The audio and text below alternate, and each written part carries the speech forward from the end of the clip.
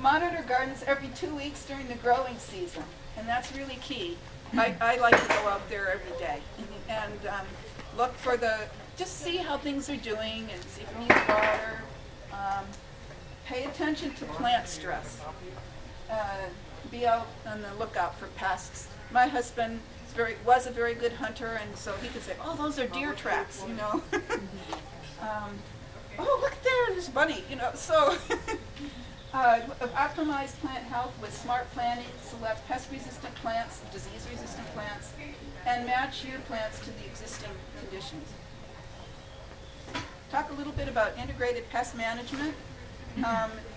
And as I said before, identify and diagnose the problem before you start treating it. You've got to figure out what the cause is. And we do not recommend systemic pesticides. In other words, if you were to get a bug spray that killed all the bugs, it would kill your beneficial bugs as well as the ones that are doing the damage. And so it's not something we recommend. Same thing with herbicides. You get an herbicide that's strong enough to kill all the plants, it'll kill your vegetables. So be very careful and understand what the problem is before you try to solve it. So there is a process that you should go through when you're doing integrated pest management. One of the first things that you can do is to bring a sample in or call the hotline. The Master Gardener throughout the area started this month to have their summer clinics, and so they will have booths usually on Saturdays at the Hagens. They have a booth, and they have one at Orchards Nursery, and there's a Master Gardener on staff here working full-time. The person that I just greeted when I saw her over there. And so there's a lot of Master Gardener help available. If the Master Gardener that you're talking with cannot answer the question, then they will refer you to the hotline, and that hotline puts you in touch with other volunteer Master Gardeners, but it's also the extension office, and they have extension agents, entomologists who know bugs, and plant specialists. And if you bring a sample in to that extension office, it's on 128, off of 128 in South Everett, they can 99.9% of the time identify what the problem is and give you recommendations to solve it. So if you learn nothing else, just call the hotline from this little discussion. Determine potential for or status of economic or aesthetic damage. So even if you determine that you've got a problem, it doesn't necessarily mean it's a problem that you have to solve. It may be a problem that's only going to cause minor damage, and if you can live with it, you know, it's not always necessary to get rid of that problem. You might just have to pick off a couple leaves or pick off a couple bugs. Always go with the least toxic control strategies first. And it's important to time your solutions and your interventions, if you will, based on the life cycle. If it's a bug or disease, based on the time of year and the life cycles for these organisms. There's certain times of year that it's best to spray apples, for example, before they're in bud. And I'll talk more about that when we talk about specific.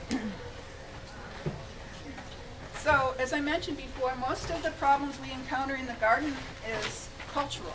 And I have experienced this, even if it later results in bugs coming into the garden, it usually is something happened before then to weaken the plant. So last year, I was in the middle, my daughter got married, we had a reception at our house. I was really distracted. So what that meant is I didn't get out to the garden to water as often as I needed to. And I ended up with a lot of flea beetles in my bean patch. As soon as I came back from all those activities and started watering again, I never did spray, but the beans came back. So it's important to identify what is it that happened before you encountered the bugs. So look at the entire plant, and these are questions the Master Gardeners will ask you if you bring in a sample to their clinic. They want to know where on the plant is the problem occurring. Is it occurring on the leaves? Is it occurring on the stems? And then is the damage pattern suggestive of a living or non-living problem? And there's certain criteria. They will ask you, like, well, is it all one side of the plant? If it's on one side of the plant, then that may indicate one thing. If other plants around it are also being affected, that's another indicator. They will also ask you when you bring in a sample to see what other things are going on. You know, have you sprayed? Has anybody put weed and feed on your lawn nearby? Things like that. Look for signs to confirm your best guess. So the kind of things you would look for was bug droppings, or the presence of bugs, or the presence of spots on the leaves, wilting, all sorts of things that you can look at. And like I said, hotline is really important. When you've decided that you will need a pesticide, the most important thing is to read the label and read it very carefully. What's on the label and how that's worded is legally controlled. And so, and research is always ongoing in terms of the pesticide use. So even though the WSU folks do put out guidelines in big, thick books about the use of pesticides and what's okay to use in this state and what's not, that changes every year. And so if you want the most current information about that use of that particular pesticide, that needs to be on the label. And so one of the things and there's different words that are on the label that, again, indicate something very specific. If you see a label that says danger poison, and they will have a skull and crossbones on it, that means that the product is highly toxic and potentially deadly. Now, most of the products that fall into this category, very few in a retail setting such as this.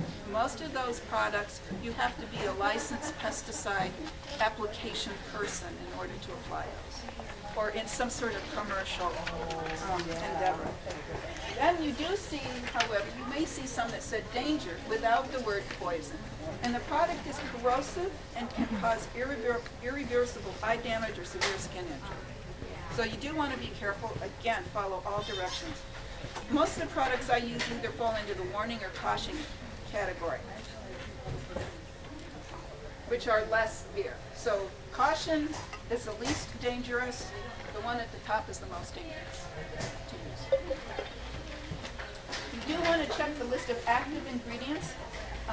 Many pesticides contain the same active ingredients. So when you're going through the shelves here and you're looking for something to solve a specific problem, you might see two with different brands and different prices and things like that. If they have the same active ingredient, then essentially they're the same product. Read the statement of practical treatment. If you do use one of those that are more dangerous, you want to know ahead of time how to treat your eyes or your skin if you are exposed. And then read the note to the physician as well. That gives you a different information about that.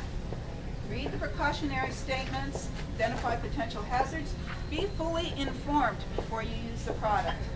And always, always follow the directions for use. Don't use more than it's recommended. Don't use it in ways that are not mentioned. If it doesn't mention on the label that it will kill aphids, then don't use it for aphids.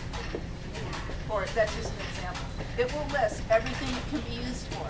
It's a waste of money to use it for a bug that it won't kill.